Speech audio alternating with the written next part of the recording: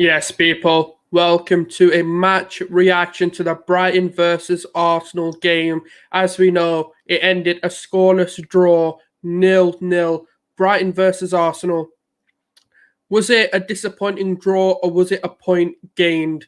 Now, that is what we're going to be talking about. We're also going to be talking about how does Arteta move forward from this? Is it as bad as we're all making it out to be, or is it just the fact that the North London derby was just so good that it's taking the wind out of us? Obviously, if you are new here, do subscribe, do like, and do share, people. It is much appreciated. But let's get right into it.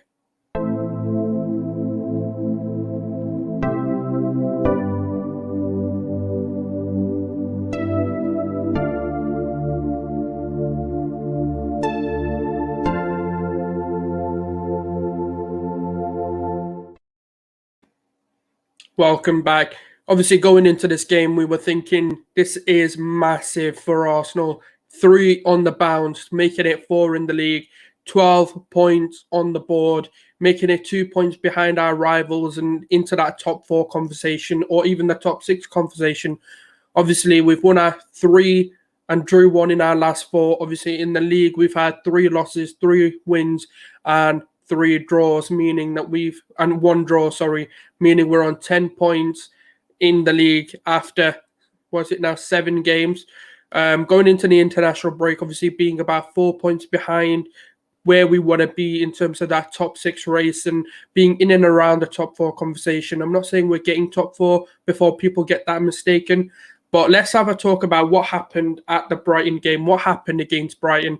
Why didn't we come out with this with a little bit more dominance, with a little bit more about ourselves? I'd love to get your thoughts on this as well. But obviously, let's start off by a bit of positive. You know, Aaron Ramsdale took a lot of stick coming into making the signing of Aaron Ramsdale permanent and obviously bringing him in for a fee of, I think it was about £23 million. I could be mistaken, but it was around that 23 to 7 million pound figure. And he's obviously been proving his worth. I felt like he had a brilliant game. He was one of the standout players, one of the players who can actually come out with their head held high. It gave it his all, and I thought he had a good game, in my opinion. He saved us the point minimum. We could have gone on to win that game because of the save he made. And then obviously Gabriel is another positive light since he's come back in as well. From his little injury in pre-season in the international breaks before the season started. He's been a glimmer of hope as well. He's been very, very dominant, living up to the name, living up to the hype that was brought around him. And obviously a lot of us backing him over Pablo Mari. And he's living up to it, in my opinion. I think he had a superb game. Ben White played good as well. Obviously, LFC Sonny here saying, fair play, you got a point away at a bigger, better club. Things are going up for Arsenal. Yeah, I mean, we've got to take this, innit? We've just got to take what we get at the moment. And yeah, I mean, obviously, I know you're going to banter us for it, but it's a good point, man. It's a good point. It's the same way, like, against Brentford, for example, who expected you, man, to draw that? So I'm not comparing us. I'm not saying we're at the same level just before people get into their knickers and a twist. But it is a good point. You know, in the play of things, like we were dominated. They had 21 shots, 2 on target, which isn't great. That is their problem. Their XG is very high, and it has been high last season. This season, they've come into it with actually outperforming their XG, which is a bit bizarre for them. And it is just a strange one, really, because Brighton are such a weird team. They're a good footballing side, but just lack the star quality. I think if they had a decent to good striker, they'd be up there in the conversations for getting European contention. So it is a tough one to take. It's heartbreaking that we didn't obviously capitalize on the form that we're going into. Going into the international break off of 4 wins on the bounce would have been absolutely perfect. That is exactly what we want to see. Whether it's good, whether it's scrappy, whether it's, you know, ugly, we don't really care how we win. We just need to win games at the moment, get that momentum up. But let's get on to kind of why did this happen and did we see it coming? The thing is, we're never going to expect a North London derby-esque performance in terms of intensity, in terms of how much we're going to give. You back into that game. We were never going to give that level of energy. It was just never going to happen. But what we wanted to see was at least 70% of that, 60 to 70% of that performance we wanted to see happen. We see the pattern every time we have a big game, and then the level of intensity drops and we don't perform to that level. And that's the mental barrier that I want to see us overcome. I'm getting tired of these patterns being repeated under Arteta. As much as I back the manager, I'm starting to think, is this going to continue? Is he just going to scare away and go against everything he's been trying to instill in this team? The press, the winning mentality, being positive, being on the front foot, these attacking patterns that we're seeing. Is he just going to let that all go because a superior manager is now playing him? Because he respects Graham Potter, he respects Pep Guardiola, he respects Jurgen Klopp. That's what I want him to. I want him to show the arrogance in his management, not his arrogance in PR. That's all I need him to change. I want to see that being reflected on the pitch. And if he shows that, and if he goes into this with the arrogance he's showing and speaking in, then I think that solves a lot of his issues. He won't then just put down everything. He won't then just sit there and go, actually, yeah, we've been dominant in these games. What's helped us win them? And then, go forward and then just drop everything. But I do want to talk about Odegaard now. Odegaard had a stinker, in my opinion. I think his body language was all off. Didn't really perform, didn't press, didn't even look like he was up for it. That's shocking for me. I don't know what happened. I think it was like ESR and Odegaard didn't make a ball to each other or something like that. It was just some stupidness going on there. But he did not have a good game. From what we've seen in the past sort of 3 to 4 games from him, he's been good. He's been living up to that hype that he could be back into that sort of golden age generation, like with the free kick against Burnley, controlling the game against Norwich, controlling the game against Spurs, and then today he just dropped a stink. Like yesterday, he dropped a stinker. Wasn't great from him. I didn't see much from him. ESR had a good game. Saka was okay. Aubameyang just didn't look up for the races, in my opinion, and that cost us a lot as well. Partey was shockingly bad. And this is one thing I do want to get onto. I don't think Lokonga and Partey should be playing together. I've been saying it for a long time. I don't see them two complementing each other at all at the moment. Lokonga's got so much development to do before I can sit there confidently tell you guys Lokonga and Partey together will work. It won't work, in my opinion. It just doesn't. It hasn't worked. It never will work until one of them. Well, it's got to be Lokonga at this point, because you're not going to really tell a 28, 29-year-old to develop a set of skills that he doesn't really need. He excels in other areas, and Lokonga just needs to sort his defensive game out, and that's when I can sit there and confidently say, yes, them two can complement each other. Right now, for me, one of them needs to take that responsibility, but neither are good enough to do it. That's the problem, because when you then have This is what I'm trying to explain to people is when you have two people who are so two risk-taking midfielders, you lose control. You're never going to get control of a game. You're never going to be able to get a foothold of a game, because they're going to constantly play these long passes over the top, these 40-yard, 50-yard passes that might get to their intended target or might get intercepted, but that's the risk you take. But when you have two of them doing it, you're never going to control possession. You're never going to control the game. You're never going to be able to slow it down to ease the pressure you're facing. And that's what happened. We just constantly kept giving the ball away. And the thing is, as much as I love people taking a risk and wanting to make a pass and hoping something comes from it, I also want players to take the initiative to say, look, we're on the back foot here. We need to take control of the game. We don't need to be taking these stupid 30-yard shots. We don't need to be doing that. It's not needed. And the thing is, when you then put Lokonga and Partey together, it affects the entire system. It doesn't just affect the two. I know it's one change. How does it make such a dramatic effect? But the reason is because Antony can't bomb up forward, because he's not got the technical security behind him that someone's going to cover for him whilst he bombs forward. That's where the issue comes in. The system gets so destroyed because we're trying to put Lokonga and Partey together. Yes, I want El Neni or Ainsley Maitland-Niles to come in for Lokonga in the coming games.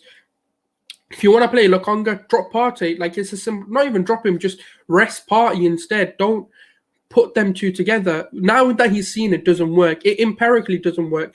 We're not going to control. The thing is, when you've got a good footballing side, you can't play them two It's just one of those. Big up Scott, obviously.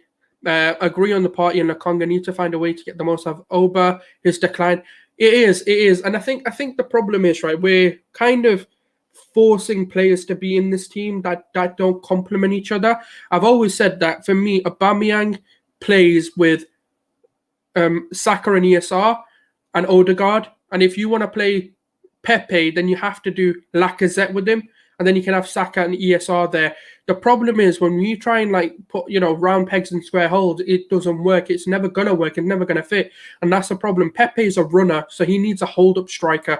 Same thing with Martinelli. Like, if you're going to play a Martinelli and a Pepe wing, then you need to have a Lacazette in there. Someone who can hold up the ball, allow them to run, and then play them in. We need to start thinking about things tactically raw. And my problem is it's so much agenda-driven now. It's no longer let's look at the facts. We don't like El Neni, cool. I'm not saying you have to like him, but he makes sense. He just makes more sense. Or Ainsley Maitland-Niles just make more sense. Lucas here saying we need 2 more party level of players, but it's going to be really hard to get them. The thing is, right, we are looking to do that. That's the next step. And I've always said this is the next step of what the project's going to be.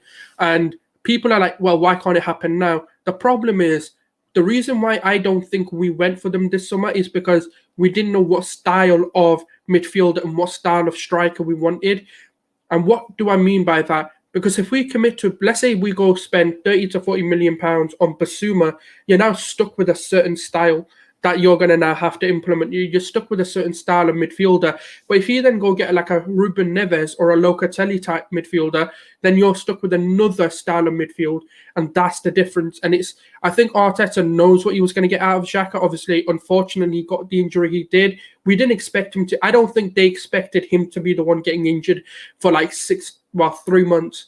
And that kind of threw off what their plan was.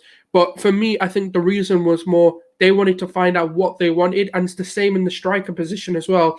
I think they just need to figure out what they want in that position, what's going to complement the team. For me, I've always said it, and I'm going to stick by it. Alexander Isak or Dominic Calvert-Lewin, for me, have to come in, because not only do they offer you the Aubameyang running behind, but they also offer you the hold-up play and the physicality that Lacazette offers. Then a merger of the two players, in my opinion. Isaac's got a bit more technical ability about him and a bit more technical security about him over a Dominic Calvert-Lewin. But what Calvert-Lewin's going to offer you is pace and power, and where Isak is going to offer you more a nibbly dribbler who's going to get you out of those tight situations and get the ball deep and make something happen. But they're two complementary pairings that I really wouldn't mind either one coming in. But the fact of the matter is they're going to cost you 50 to 70 million pounds, which is now you're committing to a striker, you're committing to a style, you're committing to something moving forward. And I think what they want to do is take a step back, look at and evaluate the team, because it does seem to me that they are planning every signing and they're not just rushing into what they want. They're looking at what the team needs and what would benefit the system, and then make signings accordingly. And I do like the approach. And I know a lot of people, because we're starved of success and we're starved of competing, and we are getting bantered by teams that we should be in and around in terms of, Man United, in terms of Chelsea, in terms of Liverpool, and in terms of Man City, they've all had the decline and now they're back to where they want to be. Obviously, Man City and maybe Chelsea are the more modern day competitive team, whereas traditionally it was Liverpool, ourselves, and Man United. And obviously you had Leeds, Blackburn, Portsmouth in the conversation. You had a few teams who were competing back in the days as well. Newcastle in that conversation as well. But for me, it's in order for us to get back into those positions, number one, look, we've got an age of 24 years and something months, which is we've got one of the youngest average squads within the Premier League, and we are looking to dominate in the future rather than the now. And that's going to come with teething issues, and that's going to come with problems. The other issue is our senior players aren't stepping up enough. Like yesterday, for example, we had Ramsdale, Gabriel step up, and Ben White also. I don't think he stepped up to the level we want him to, but he played well. And then you had ESR Saka trying to make things happen. And then the people who dropped a stinker were the people who we didn't expect to, in terms of Tierney, in terms of Partey, and in terms of Aubameyang. Odegaard dropped a stinker as well, but he's more of the younger player who didn't take responsibility. Tomiyasu, had his first bad game, in my opinion. I think he got cooked by Cucurella. And, everyone's gonna look. No one's under the illusion we were gonna win every game coming into it. We were gonna beat Brighton, Villa, Palace, etc. No one was in that illusion. We weren't expecting to win all of these games. But I've always said, at least as long as we're competitive in these games, I don't mind. I don't mind dropping not even a howler, but a performance like this. But we need to start being a bit more competitive. We need to stick to what we do best, which is attack the games. Thoughts on Saka needing? I don't really know, to be completely honest. I'll be completely honest with it. I don't know whether it's a rest that he needs, or in a way he does need a rest. In my opinion, I think we could have for me, I think we could have changed this lineup and gone with Lacazette, Pepe, and maybe Martinelli, or play ESR. But the thing is, we do overly rely on Saka, and I think it is going to become a damaging thing. The same way we did with Jack Wilshere when he first burst onto the scene, was we constantly played him and we relied on him because of the talent he possessed and what we knew he could get out of it, what we could get out of him, and in the system we were playing at the time. So I do think maybe, I hope he doesn't play as much as I think he will in the international break. That would really help. He can just go there, be on the bench, maybe make a cameo performance. We could have. The problem is, like, we can't rest him in the North London derby because it's a North London derby and we do need him. But then there's no point on an Arsenal stand to take a rest against Brighton when there's the international break coming up. But could we have done with maybe putting him on the bench and bringing him on?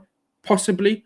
And just playing for then you change the lineup for me. You drop Aubameyang off, and then you bring in Lacazette, you bring in Pepe, because I just don't think Pepe and Aubameyang complement each other either. So it's a tough one. It's a real tough one. What do you do in that situation? Because we're only playing once a week. I think there is one point where technically we play twice in the week, but that's just the way the fixtures have been done.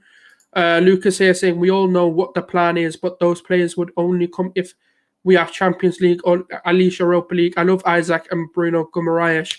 Yeah, Bruno Guimaraes is another one as well. And this is the thing, this is the part of what the problem is, and I think why the panic is setting in, because we need a form of, Europa League and above.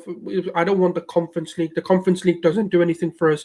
But what we need is Europa League and above to get the next phase, which is bringing the Alexander Isak, Dominic Calvert-Lewin, Bruno Guimaraes, Basuma, etc. into the lineup. And that's the fear I think Arsenal fans are having, is he good enough to get us there? And because obviously the problem is, right, every result is going to be like, oh, sugar. Like, are we back to being crap again? Are we back to the same old that we've been seeing for the past few seasons? And it's this, because the problem is we should have capitalized on the fact that United dropped points. We should have capitalized on the fact that Liverpool or City or both will be dropping points. We should be capitalizing on these opportunities a little bit more often, and beating teams like Brighton, you have to be able to do. But then again, it is one bad performance since the run of form, since most of Arteta's players are back, bar maybe Granit Xhaka, which, to be fair, if you're missing one player, I'm not going to give you that excuse. But if you was missing maybe 5-6 players, then I'd be like, okay, I can understand the issue there. Players will be injured and omitted through the vid during the break. Arteta has to be flexible. That's exactly it, and that's why I was a bit concerned. I was like, I don't really get what he was doing yesterday. I don't understand the Lokonga thing. You've got a system that clearly works, and then you put a player in there that doesn't complement that system together. You take Partey out, or you play Partey or Lokonga, and that's the problem. And in terms of, he has to be a bit more flexible. He needs to understand that certain games are designed for certain players. And in a game like this, if you look at Brighton and the way that they've started the season, they're going to start on the front foot. They're going to control the game. They're at home. That's their whole prerogative. They need to start the game strong. They need to control the game. And they did that throughout the 90 minutes.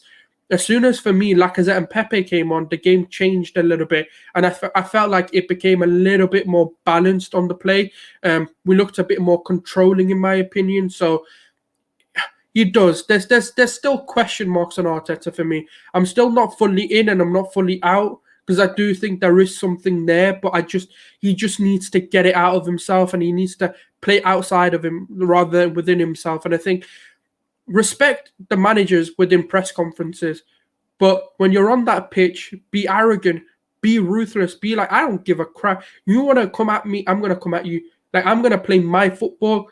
And if it isn't working, then change. Then become a little bit more reserved. Then try and change the tempo of the game. But when you're doing it from the beginning because you want to show respect to Graham Potter, I'm sorry, it's Brighton. They've got no star quality. Yes, you may respect them. You shouldn't respect the team, though. Like, respect the manager. I get it. Like, the manager is a tactician. He is a brilliant, brilliant manager who's worked through the ranks. He's worked hard to get to where he is. But you can't respect that team, though. They're not a good team. They're just a very well-drilled team that don't have huge star quality in there. So take advantage of that. Stop pussyfooting around and just take ownership of it. And yesterday, to be fair to him, in his press conference, he did realize where he went wrong, which is a first for me. He said we didn't press, we couldn't break their press, etc. So I think he is learning, but it's just a problem of why you learning still. You've had this team for long enough. You've been in the Premier League for a while, and you're still kind of going in and around these sort of weird decisions. Can we assume the decision until AFCON Xhaka returns will be Odegaard, Oba, or Laka? Can we assume the decision will be between Odegaard and Oba, or Laka and Pe? That's what I say. They're the pairings for me. It's Odegaard and Aubameyang, or Lacazette and Pepe, Martinelli kind of thing. Yeah, no, 100%. I think that's what it's got to be. And then it's got to be the fact that you play Lokonga or Partey. And that's the two decisions. I want to see what he goes with, because if you're going to persist with I always talk about it, there's a few people on different channels that I've spoken to this about. There's complementary pairings. If you've got to build from your striker, if that's what you want to do, because obviously the question is Aubameyang or Lacazette, and you build from that. Say for example you want to play Aubameyang in a game, then you've got to understand that what does Aubameyang need? He needs technical security behind him, technical creativity behind him to be able to flourish. So who is that? Odegaard, ESR, Saka. With Lacazette, what does he excel in? Hold up play. He likes to bring other players into the game. He likes to play these 1-2 football with other players. So who complements that? ESR. He loves the 1-2s. Pepe, because he loves running in behind. Martinelli loves running in behind. Saka loves running in behind, but Saka can do both. That's the difference with Saka. You get a bit of everything with him. Whereas when you persist with playing with Pepe, he can only do one. Martinelli can only do one, in my opinion. He's a runner. They're two runners. If you have that, Lacazette will suit that system better. But if you're going to play with more technical security, then you can play Aubameyang. I mean, in both systems, you can play either. In terms of if you've got ESR, Saka, and Odegaard, you can play Lacazette or Aubameyang, but Aubameyang suits that pairing. Whereas if you go with the other pairings, it's more Lacazette. So I hope that answers the question. I think these are the complementary pairings that I've always gone with, and I think it's got to be build it from your striker and then also your midfield. The problem is when you have two risky midfielders, you're never going to control games. Against a Brighton who have been playing good, you need to have one midfielder who is a little bit risk adverse. That's not going to take too many risks. And I think once we do that, we'll start to realize actually this team is getting to where they need to be. Because for me, it's like if El Nino Maitland-Niles played, they would have made a few back passes. They would have made a few passes that would have just died. That would have killed the tempo. That would have killed the attacks that Brighton had, the press that Brighton brought on, and their sort of pressure that they gave us attackingly. It would have killed a lot of that off. So for me, it's just one of those where we would have controlled it better. I've gotten a lot of stick for it, but when you break it down and when you start to tactically analyze why I'm saying it, I think people start to understand. I think today people are realizing what my point was on the terrace when I said I don't really like this pairing of Lokonga and Partey. I said give it a season, give it 2 seasons, maybe we'll come back and we can reevaluate this conversation. But right now, neither one of them has the defensive capabilities to play in this. You're saying it as well. El Neni partnership got away wins at the Bridge and Old Trafford, and they were dominant. They weren't even just wins; they were dominant wins as well, where we controlled the game, we controlled the narrative, we controlled the tempo. And the thing is, I think what happens is it's our agendas. We don't, because El Neni was going to be sold, and we said, yeah, we should have sold him. And we didn't really need him at the club for cover or anything. But then for me, we weren't going to sell Maitland-Niles and El Neni, so it wouldn't have made a difference for me. Like, either one of them should be coming in if Xhaka gets injured at the moment with what we have in terms of selections. And El Neni and Partey have worked in the past. They've worked really well. What El Neni offers you on top of that is the energy and the pressing. He just naturally gives it to you. But then also, because he is a bit more of a defensive midfielder or a deep-lying midfielder, you're going to get that. You're going to get that cover. You're going to get it well. And he's got the athleticism to break presses as well. So he's not a bad player. I do like him. He just doesn't have the star quality. I get it. We want to see Lokonga because that's more exciting than seeing El Neni. It offers you more going forward. It offers you that risk. He's got the passing ranges, etc. But then you lose control of games. That's where my issue is. And I do like the pairing of El Neni Partey. It gives Partey the opportunity to excel at what he does, but then it also gives you the opportunity to kind of get the best out of your defense, and the structure stays the same. Then Tierney can bomb on forward because he knows El Neni's going to be sitting back anyways. And then that allows Tierney to excel, put those balls into the box, and then ask questions of the defense. That means ESR then doesn't need to always cut into that 10 position because Odegaard's going deeper, because you got Partey deep, Lokonga deep, and it just, for me, just kind of, it is a long conversation, which I love having with people, but it's just one of those for me. I just think we need to be a bit more realistic with what we need in this. Arteta's decision to keep Xhaka has inadvertently come back to, it has, but I think it's one of those where I don't think you could call this because he's one thing with Xhaka, he is always available. Now he got an injury. Like, you couldn't write this. You really couldn't write this. It's just unfortunate for me. I don't think I mean, I didn't expect him to get injured. He's like bionic, man. He's always fit. He's just ready. He's available. You don't expect him to be in a situation where he's going to get injured. So I think it has come back to haunt them. I get it. But it's one of those where, for me anyways, I don't think anyone's seen it coming. I don't think anyone's seen... The thing is, I don't see Xhaka getting injured. I just don't see that happening. Yeah, getting suspended, getting COVID, I get anyone can get that, but getting injured for 3 months, mad. Lucas says something is wrong with Kieran. He needs to compete for his spot like Chilwell on Alonso. I hear that, I hear that because, yeah, yesterday, I get why he had a blunder yesterday because the system was put off, but he's not been great. Even in the Northern Derby, I don't think he had a great game. I think he was good. He was average.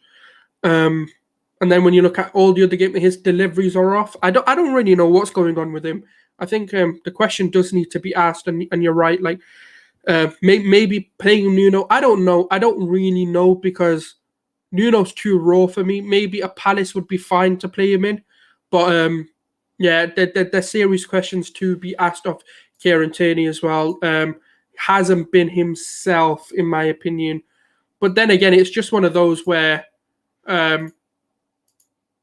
maybe it's a fatigue thing. Maybe it's just one of those where give him a bit of time and you'll settle in again. I don't really know because it just feels weird with him right now. But it's not. I'm not too concerned because I know what Kieran Tierney is going to do. He's going to work on it. He's not my concern.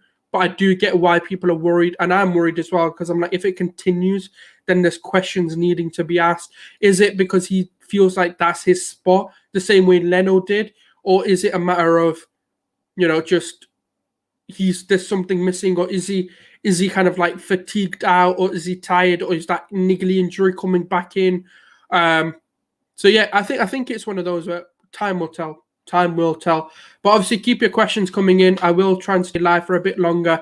If not, obviously, I will call the stream to an end. If you are new, do subscribe, do like, and obviously, any feedback is much appreciated. If you've got any content ideas or video ideas that you want me to discuss or or create, please let me know. Obviously, we know it's the international break, so it's going to be a bit dead on content. I'm not sure exactly what I can be doing, but if there is anything you guys want to see, let me know, and I will try and get that out for you guys. And I hope you guys do have a good day. Obviously, there is a Super Sunday today for the first time. There are some good games. Obviously, Liverpool, Man City are playing later on today. Villa Spurs, which isn't televised, which is a bit annoying. But okay, yeah. Opinions on Barca's loss. Yeah, expected. It's a weird one. It's so weird because I don't think Coleman understands the Barca identity. Obviously, the thing is, Ansu Fati has come on his own, and even when he's been coming off the bench and regaining that fitness, he's looked really good. But we're lacking that sort of spark in the team. So it is difficult when you've not got someone standing out in your attack at the moment. Depay seemingly trying to do it all on his own, and that's not going to work. And then you've got Luke de Jong, who's just not the quality that we need. So it's a weird one. I mean, they played well, but just Atletico. This is what I talk about star quality. They've got Luis Suarez, they've got Carrasco, they've got Thomas Lemar, they've got Marcus Llorente, they've got Oblak in net, obviously. They've got the star quality all around to really dominate these games. So it's a difficult one for me. And I think Coleman either needs to fix his ideas up if he is being backed, or maybe time for a different approach. Bring back a Luis Enrique if you can. Maybe go get Eric Ten Hag. Go get one of these superstar managers before they go to the Premier League and try and rebuild with them, because I just don't think Coleman really gets it. That's kind of what my opinion on the whole Barca situation is. And it seems like Laporte isn't getting it either, but I do trust Laporte. I think he's done well in the past. But do you believe Coleman and Arteta would be better in each other's jobs? Ooh. That's actually an interesting one. That's actually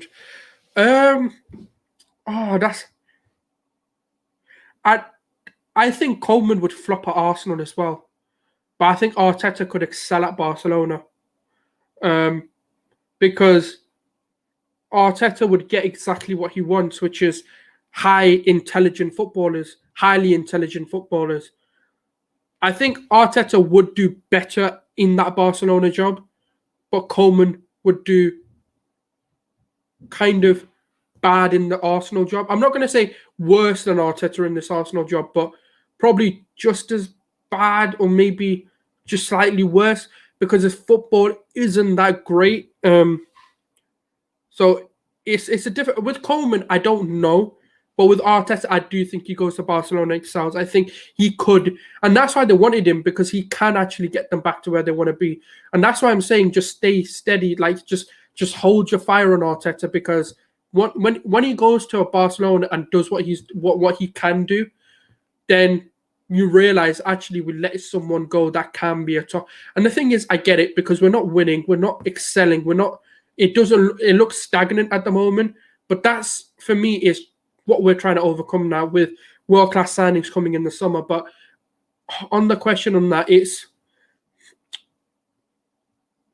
I don't know with Coleman, but I know I do have a bit more faith in his Arteta's football, that he could go over and do what he wants to do. With Coleman, the verdict's out on what he wants to do, because he's way too pragmatic for me. He doesn't really let the reins go. That's similar to Arteta in a way as well. But when you then have intelligent football, look at Saka, for example. It doesn't look like he's playing with any reins. So it's a difficult one. I think Arteta, yes. Coleman, question marks. It's the same with Arteta in this current job. I think it's question marks. But with the Arsenal one, I do think he maybe does better in that. But no, thank you very much, everyone, for watching. Obviously, if you do have a question, drop it in within the next 30 seconds before I do drop off. But thank you, everyone, for watching. Do like the video. Do share it if you can. And obviously, if you are new to the channel, please do subscribe. This has been Gunnar Souls. I hope you have a blessed Sunday. It is a Super Sunday. And I will be back at some point this week with another video. I might make a Barcelona video because I know a lot of people ask me on Twitter as well, what am I making of this whole Barcelona situation? So I might make a dedicated like sort of stream video where I kind of talk to you guys about it, and you guys can get your questions in regards to both. I could do what's going on at Arsenal, and I could do a stream on what's going on at Barcelona if you guys want to hear my opinions on both. International breaks are a bit of a weird one because there's nothing to talk about. There's not enough press conferences to even review. Unless something weird comes out of the club, I will then obviously look at that as well. But thank you everyone for coming on. Thank you, Scott, for tuning in as well. Have a great day. Enjoy your Sunday. It's a draw. It ain't at the end of the world. Let's just enjoy what we can. Thank you, everyone. Take care.